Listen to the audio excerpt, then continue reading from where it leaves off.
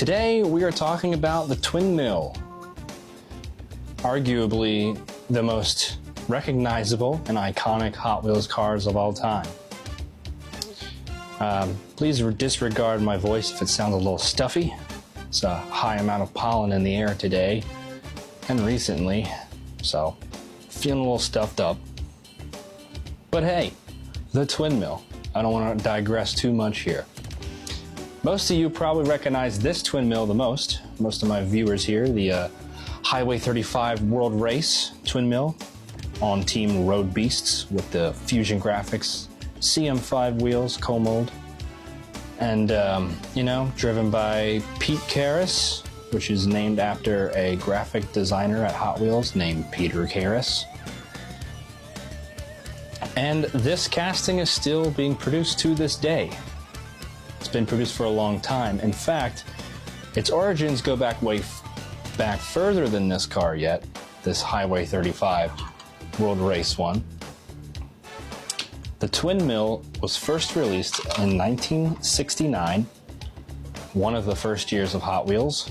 1968 was the first year, 1969 was the second year. I'm trying to center this guy up here. And it was, if you don't count Fleet Side, it is the first Hot Wheels original, the first fantasy car. After the first year of Hot Wheels, the Sweet 16, designer Ira Guilford joined the team, and he designed some of the first Hot Wheels fantasy cars like Split and Image and others. And one of the first ones was Twin Mill, which you see right here. It's got that wraparound windshield, Spectra Flame Blue. It's got a bent axle suspension system so that it actually has a suspension, which I don't know how good that comes across in the camera. Some of these older cars, their axles can be pretty wonky. It's also got, so it's got that sort of Corvette-ish front end there. It was a cool car for sure, and it was a legendary one. It stuck around. Now, after the Red Line era, they went with enamel paint and straight axle design. No more red line tires. This was done to cut costs. The Flying Colors series came into fruition, and they started adding Tampo graphics. So Hot Wheels started to morph into what they kind of are today a little bit, right? And Twin Mill still got produced under the name Twin Mill 2 for some reason, even though it was the same model, just with graphics and enamel paint. An actual Twin Mill 2 sequel casting did come later in the mid-90s, and then they did a Twin Mill 3 in what I think 2011, designed by Josh Henson.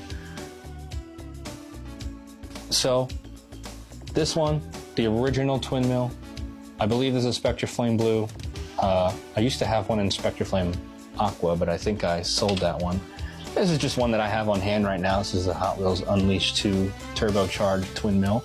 So in the 90s, Hot Wheels collecting really became mainstream, and Redline nostalgia was at an all-time high.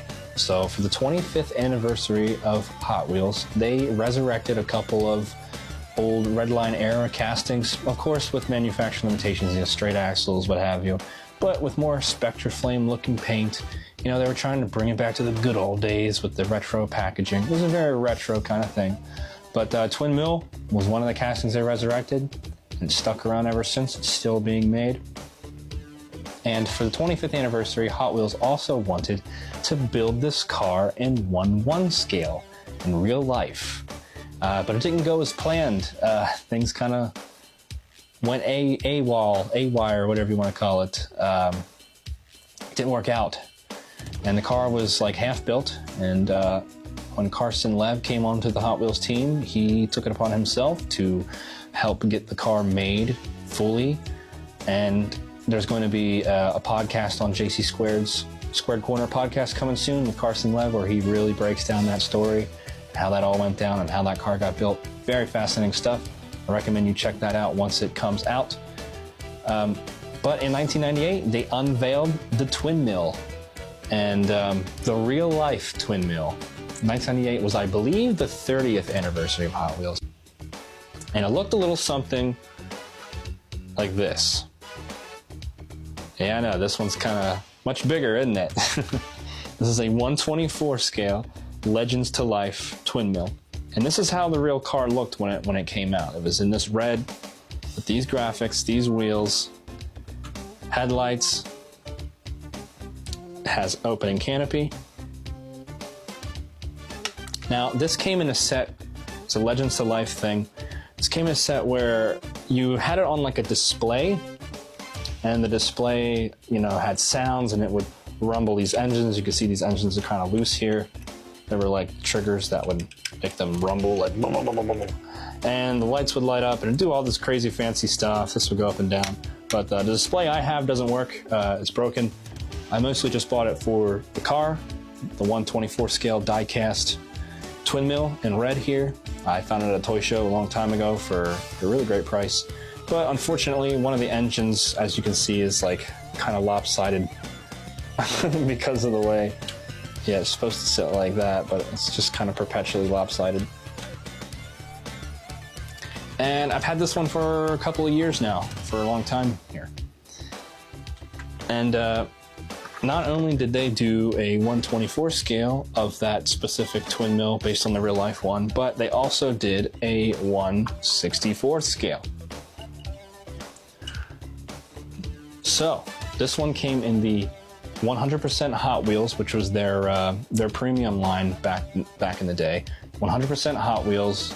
The Psychedelic Relics 2-pack, it came with a Red Baron that was also more based on like the real life version, so it had a lot of pieces. And these 100% Hot Wheels cars, they have quite a lot of pieces. As you can see, they are quite detailed. This one is an orange, and as you can see, it's very similar to that 1/24 scale casting. It's just almost just like they shrunk it down. The canopy even opens, check that out. And yes, that is what the inside of the real twin mill looks like. I can attest to that. You can see it says twin mill on the side there. It's a little graphic with the eyeball and the wings. I guess that's to signify for the Psychedelic Relics.